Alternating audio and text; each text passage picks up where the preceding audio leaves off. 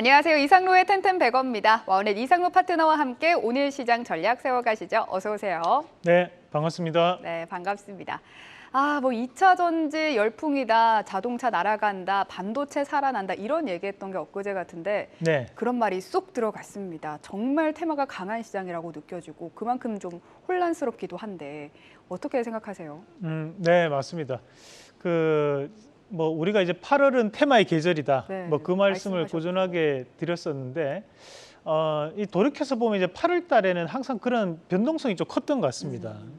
그렇다 보니까 지금 현재 시장에서도 초전도체에 대한 얘기가 또 한 번 더 강하게 나오면서 그쪽에 또 수급 솔리마가 이루어지는 모습도 나타나는 반면 또 일부 종목은 또 차익 매물이 또 나오는 거고, 우리가 이제 8월 달은 그만큼 이제 시장에 대한 중심점 자체가 없다 보니까 어느 정도 좀 쉬어가는 장세가 좀 펼쳐지는 가운데 지금 지수 같은 경우에도 2,600선과에 대한 이격도가 커지다 보니 2,700 가까이 붙다 보니까 또다시 차익 매물이 나오면서 2,600선에 대한 또 수렴을 하는 모습들이고, 만약 2,600선이 또 깨진다면 저는 다시 한번 또 2,600선에 대한 또 수렴을 한다 보거든요. 그 정도로 이제 시장은 이제 2,600이라는 기준점을 가지고 계속적인 이제 지지선에 대한 역할.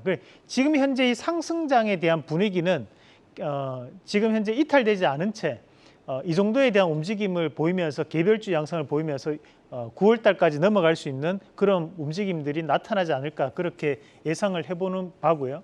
최근에 이제 반도체주들이 하락폭이 대단히 크게 나타나고 있습니다. 이런 하락폭에 대해서 또 우리 시청자분들 입장에서는 결국 또 반도체 이렇게 빠지니까 또 딴 거 갈아타야겠다 그렇게 생각을 하시는 것보다는 잠시 쉬어갈 수 있기 때문에 그런 쉬어가는 것을 좀 더 저가 매수에 대한 기회로 조금 더 여유 있게 생각하시면 어떨까. 우리가 2차 전지를 쉬어갈 때 매수를 했던 것이 결국에는 강한 급등 양상을 보였던 것처럼 반도체도 결국 국가 기관 사업이기 때문에 결국 이렇게 그냥 하락을 하지는 않습니다. 그 부분을 반드시 기억을 하시면서 빠진 종목 다시 볼 수 있는 하루가 되셨으면 좋겠고, 전문가 입장에서는 이런 말씀 드리면 안 되지만 제가 사람 대 사람으로서 뭔가 인간적인 부분으로서 말씀을 좀 드린다면 지금 시장은 어차피 테마의 계절이기 때문에 급한 매매보다는 어차피 이 테마를 못 쫓아갈 것 같으면 조금씩 쉬어가는 매매를 하시는 것도 저는 한 가지 방법이 될 수 있다는 말씀을 인간적인 측면으로 좀 드리고 싶습니다. 네, 조금 쉬어가도 좋겠고 매매를 하고 싶다면 빠진 종목 다시 보자 이런 전략 남겨주셨습니다. 초전도체 이슈가 사흘째 상한가 부근에서 움직입니다. 오늘 오전에 잠깐 빠졌다가 또다시 올라서는데 정말 또 이 얘기를 하면서도 변동성이 심할 것 같아서 우려가 좀 됩니다. 사실 이제 팩트는 현재 과학적인 검증이 100% 되지는 않았다. 이게 이제 팩트입니다. 그렇기 때문에 이제 우리가 지금 현재 나오고 있는 뉴스들을 그냥 고지고대로 믿어서는 안 될 것 같고요. 다만 이제 이 종목군들에 대한 변화에서도 그것이 그대로 나타나는 것이 우선은 이제 전일 상한가를 달성을 하면서 강한 움직임을 보였던 것이 서남, 덕성 같은 기업들인데 이런 서남, 덕성이 오늘 다시 한 번 더 또 상한가를 달성하는 모습은 나타나고 있지만 그 외적인 부분, 원익 P&E 잠시 한번 같이 보도록 하겠습니다. 자, 원익 P&E가 전일 같은 경우는 강한 급등세를 나타냈지만 오늘 같은 경우에 변동성을 상당히 키우면서 지금 윗꼬리, 아랫꼬리가 길게 달리는 모습들이 나타나고 있습니다. 이 말인즉슨 안에서도 지금 차익 매물이 일부 나타나고 있고 그리고 저가 매수 나타나고 있고 혼조 양상을 지금 벌이고 있다고 봐야 될 것 같습니다. 우리가 지금 앞서 봤던 이제 서남이라든지 덕성 같은 기업들은 시장에서 어떻게 보면 좀 소외주 성격이 강한 기업들입니다. 평소 때는 거래량이 크게 없는 기업들이다 보니까 갑작스럽게 수급 솔리마로 인해서 세력들에 대한 상승이 나타날 수 있는 기업이라고 보는 반면에 원익 P&E 같은 경우는 평소 때 많은 거래가 되는 기업들이거든요.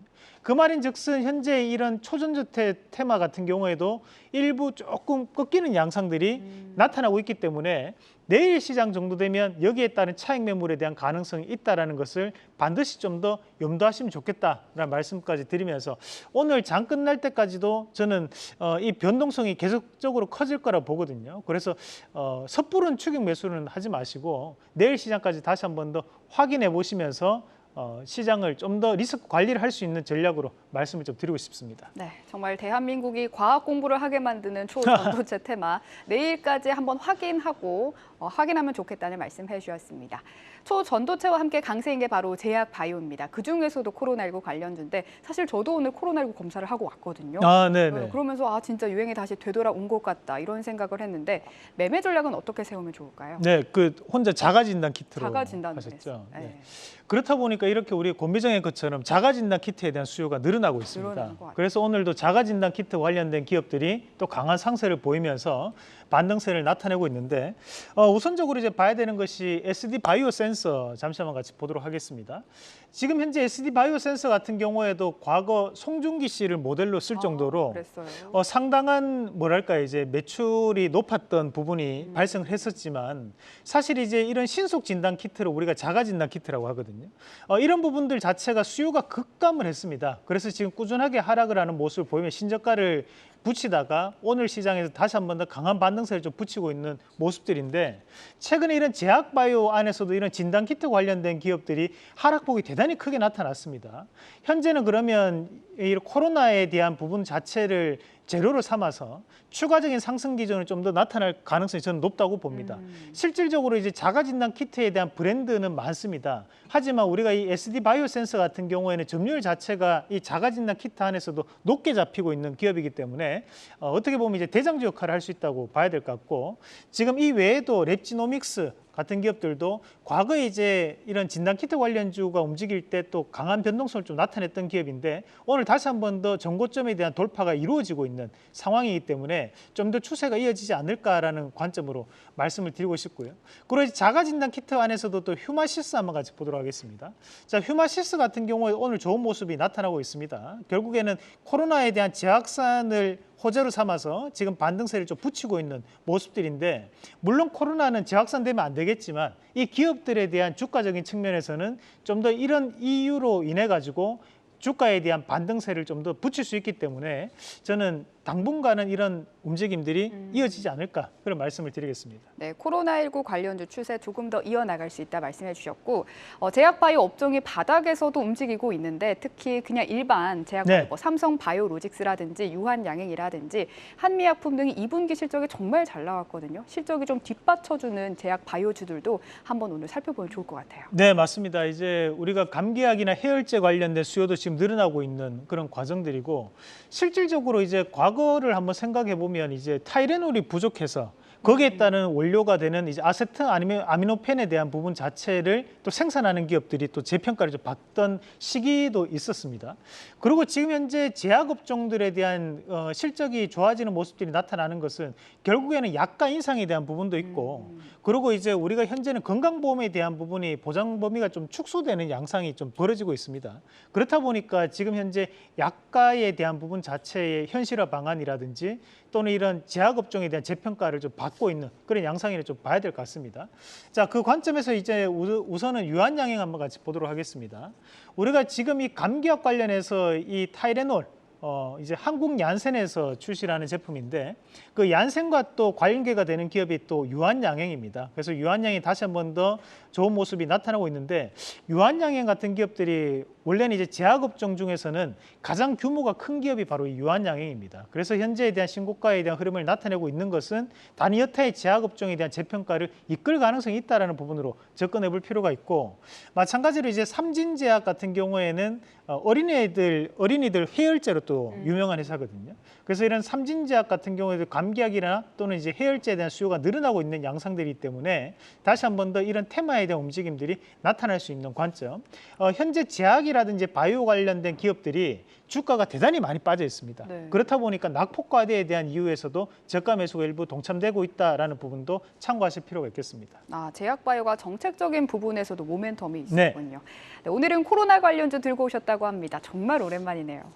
과거에 이제 2020년도에 뭐 거의 외우다시피 했던 내용들인데 다시 한번 상기해서 보니까 상당히 좀 새로웠던 부분이었고 한번 같이 보시면 이제 우리가 이 PCR이 크게 코로나 진단 관련주 해서 우리가 예전에 재택근무 관련주들도 있었고 카메라 관련주 여러 가지 많았습니다. 하지만 아직까지 그 정도 확산은 아니라고 보고 오늘 이제 진단키트라든지 간기약 관련으로 한번 같이 보실 텐데 우선 이제 코로나 관련 안에서 이제 PCR 진단키트라는 것은 우리가 유전자 증폭에 대한 얘기를 하는 겁니다. 그래서 일반적인 집에서 하는 거 말고 병원 가서 할 때 이 부분 자체가 이루어지는 거고 옛날에 보건소 가서 하실 때 다 이 PCR이라고 보시면 됩니다. 그러니까 이건 정확도가 대단히 높죠. 그러니까 시젠이란 수젠텍, 파미셀, EDGC 그리고 뭐 바이오니아, 랩지노믹스 같은 기업들 좀 눈여겨봐야 되는 기업들이고 우리가 자가진단 키트는 신속 진단 키트, 콧구멍에 넣는 거 얘기하는 겁니다. 그러면 거기에 따른 내용들이 여기에 따른 기업들이 있습니다. 자, 다음 그림도 한번 같이 보도록 하겠습니다. 우리가 이제 감기약 관련해서 이제 아세트아미노펜 관련된 원료를 지금 생산하고 있는 기업, 그리고 그에 따른 제네릭을 생산하고 있는 기업들이 여기에 포함되는 기업들입니다. 그래서 여기에 따른 기업들도 현재는 감기약에 대한 수요가 늘어났을 때 함께 매출이 증가할 수 있는 기업들이기 때문에 한번 눈여겨보자는 말씀도 함께 드리겠습니다. 네, 그래서 주목할 종목은요? 자, 오늘 이제 대원제약 한번 말씀드리겠습니다. 이 대원제약 같은 경우에는 콜대원 시리즈가 있습니다. 그 콜대원 감기약, 우리가 약국에서 쉽게 구할 수 있는 약인데 한 번씩 이제 이 약이 품절될 때가 있거든요.